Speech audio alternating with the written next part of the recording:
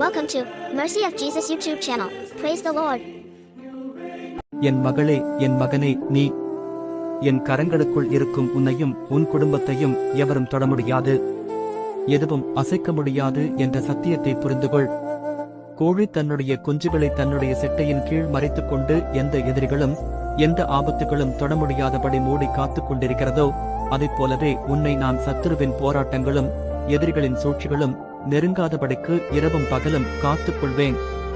என் செட்டைகளின் நிழலில் ஆரோக்கியமும், என் செட்டைகளின் நிழலில் களிகூறுதலும், என் செட்டைகளின் நிழலில் ஆசீர்வாதமும், என் செட்டைகளின் நிழலில் பாதுகாவலும் உனக்கு நிச்சயம் உண்டு.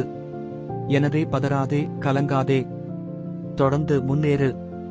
வேதத்தில் இவ்வாறாக சொல்கிறது: என்னை ஒடுக்குகிற துன்மார்க்கருக்கும் என்னைச் சூழ்ந்து கொள்ளுகிற என் பிராணப்பகைஞருக்கும் மறைவாக உம்முடைய செட்டைகளின் நிழலிலே என்னை காப்பாற்றும்.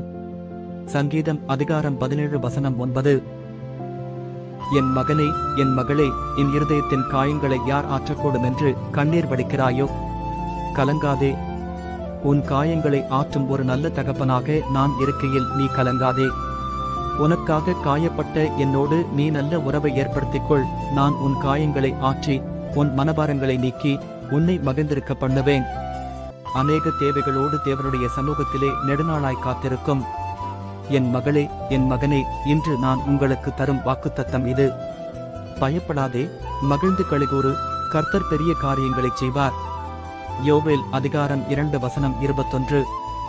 என் கர்த்தர் எல்லாவற்றையும் பார்த்துக் கொள்ளுவார் என்ற விசுவாசத்தோடு மோரியா மலையில் ஏறின ஆபிரகாமின் தேவையை சந்தித்த தேவன், நான் என் தேவைகளையும் கர்த்தர் சந்திப்பார் என்று முழு மனதோடு காத்திருக்கும் உன் வாழ்விலும் பெரிய காரியங்களைச் செய்து உன் தேவையை சந்திப்பேன். மகிழ்ந்து களிகூறுங்கள். என் மகளே, என் மகனே, உன் வாழ்க்கையில் உனக்கு என்ன அவமானம் வந்தாலும் கலங்காமல் இரு.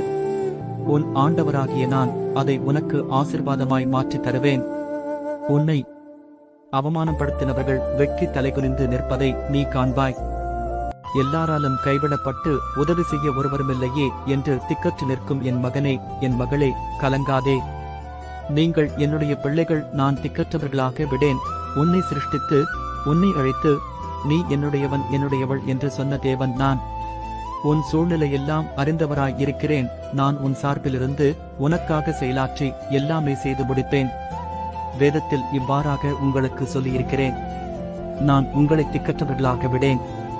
யோவான் அதிகாரம் 14:18. என்னை நீ விசுவாசிக்கிறாய் என்றால் ஆமென் என்று கமெண்ட் செய்யுங்கள். ஆமென்.